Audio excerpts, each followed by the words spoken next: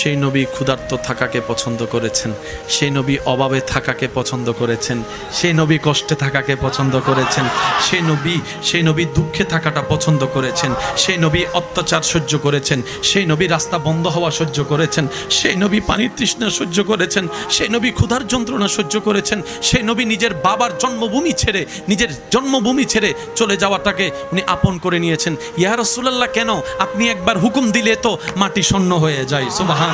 আপনি একবার চাইলে তো আপনার ঘরটা স্বর্ণের আকারে আল্লাহ বানাই দিতে পারে। আপনি একবার চাইলে তো জান্নাতের খাবার সব আপনার সামনে চলে আসবে।